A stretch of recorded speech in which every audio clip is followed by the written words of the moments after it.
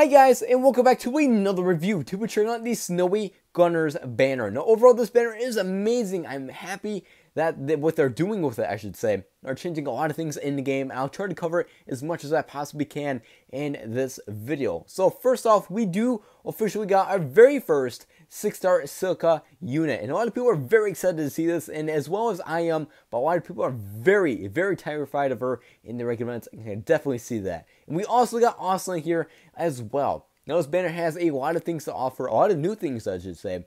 So we do have auto recovery on SS3. If you guys do not know what auto recovery is, it is where you initiate your SS3 and these units recover HP over time. Not in one huge segment, but over time, which is very useful for the full current event. And we also got crit up damage for all party members on SS3.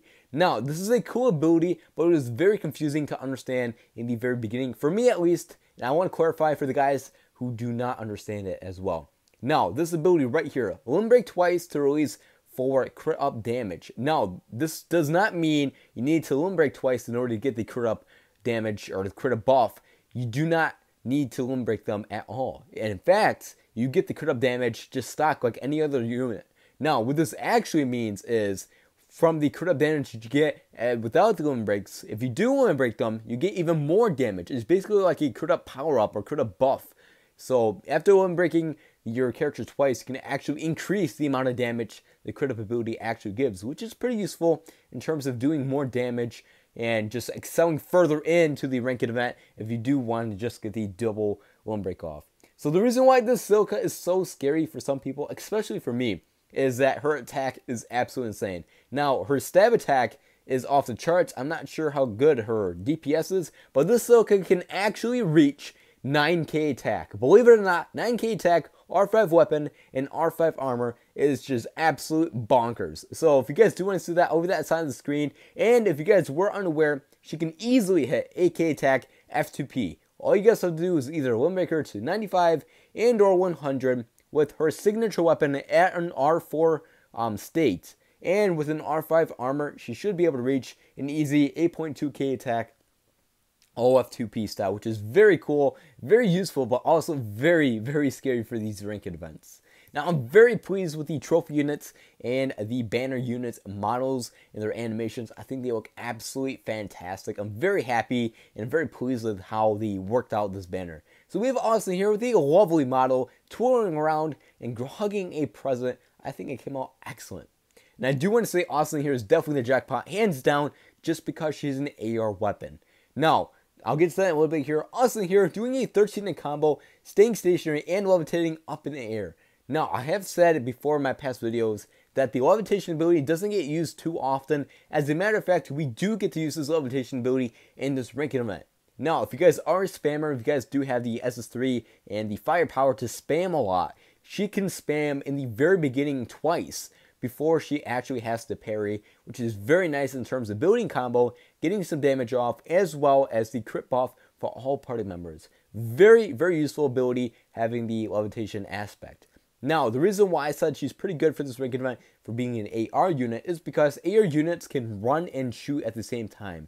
Now, this is an ability called kiting.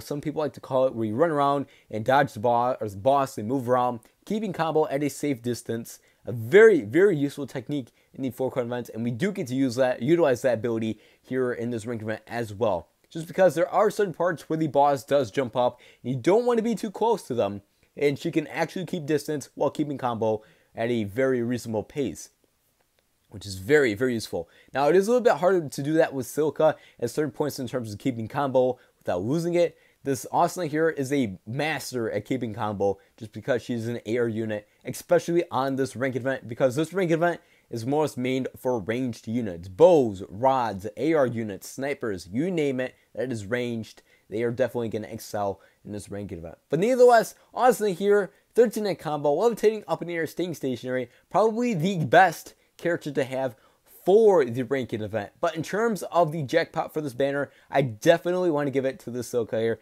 just because of her attack. Her stab attack is absolutely amazing. It is so high. And I do want to say that she's definitely not going to be outdated in terms of power for quite some time. So probably in the next Holy Ranked event, we probably will be seeing this Silica in the future as well. So Silica here grabbing a massive present. And I kind of was expecting a little bit more, something with Pina. I always expect Pina to come in with these idle animations, for Silica at least. I was kind of hoping that Pina would like pop out of the present or sit on top of the present or something like that. But nevertheless, a very cool idle animation. Now, if you guys are wondering why her hair looks a little different, if you guys were around for the very first Fadeable banner, this is the same haircut style that Silica had for that banner. Kind of a washed out gray look, a shiny faded gray. I don't know how you guys wish to call it. Overall, I do enjoy the pigtails that she does have.